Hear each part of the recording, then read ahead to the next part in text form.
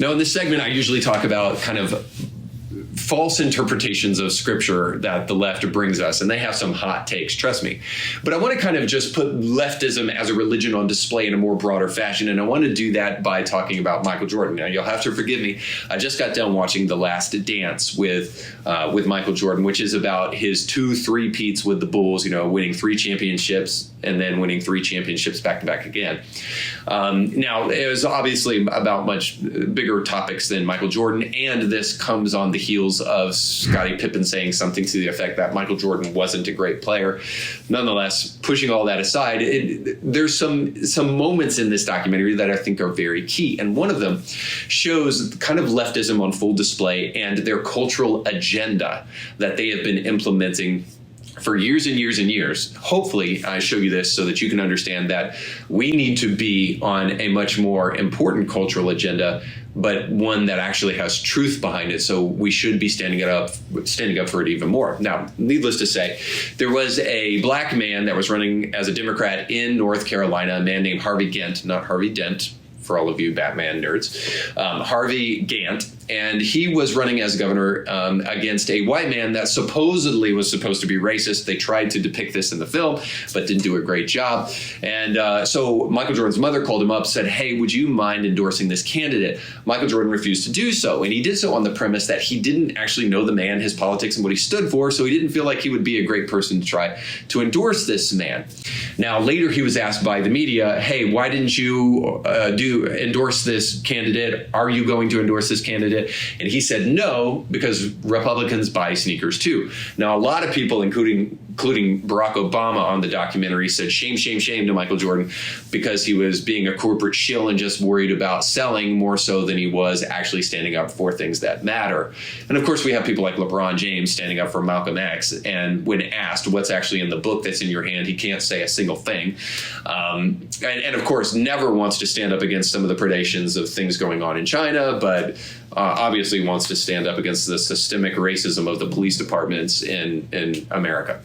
So needless to say, he just realized, Michael Jordan, and a breath of fresh air a long time ago, realized I don't really know anything about this guy. And the fact that he's black doesn't mean that I'm going to endorse him. Just because of the color of his skin, crazy idea, I know, doesn't mean that I'm gonna endorse him. Even crazier idea, right? Not all black people are the same. I don't know for the life of me why black people buy into this idea in the first place, because it's actually really, really racist to treat all black people as monoliths. They all think alike and they all act the same. And if he's black, shouldn't that be enough for you? You don't need to know his politics. Just know that he's black. Again, this is this kind of blind, radical, illogical faith of the left on full display. But Michael Jordan, again, refused to do it. And thankfully, and I'm thankful for that, because what that shows here is that, first of all, the radical agenda of the left has been on full display, trying to use the power of people like Michael Jordan to further their agenda for a long time. But that there is also individuals in the past who have stood up against that and not allowed their power to be used for illicit purposes, but wanted to make sure that they were doing the right thing. And this is where I think Christians especially and conservatives need to take a stand. They need to be aware that they have power. They have the most important kind of power, not the kind of power that comes from politics, not the kind of power that even comes from money, but they have the kind of power that comes from truth.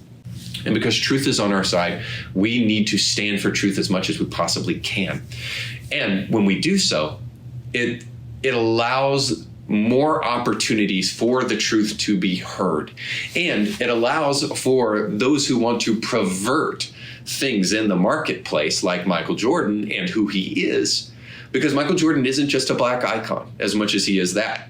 He's an icon to the whole world. And isn't it better that way?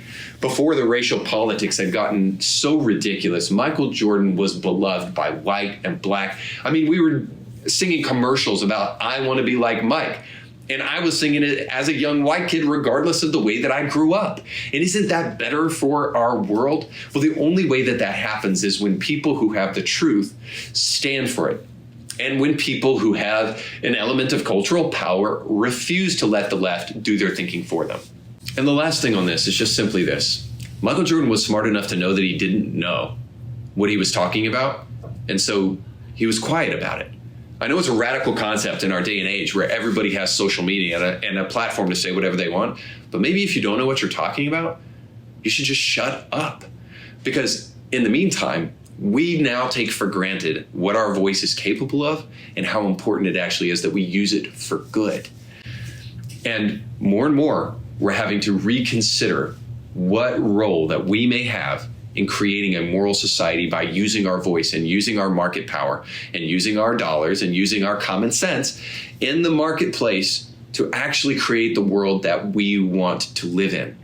I think it's beneficial not only to you in the present, but also to our kids in the future.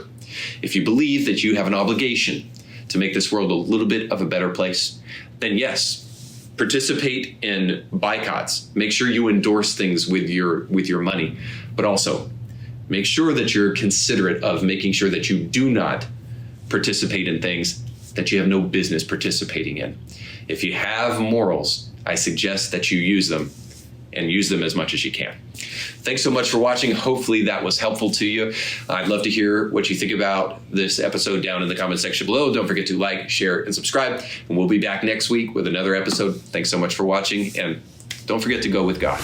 So you just got done watching a small excerpt of a much larger episode. You can find the link to that full episode down below in the description of this video. So you definitely want to check that out, because if you like that clip, you'll like the much larger episode. And while you're at it, don't forget to like, share, and subscribe, and click that little bell to be notified when great new episodes of Indie Thinker come your way. Thanks for watching.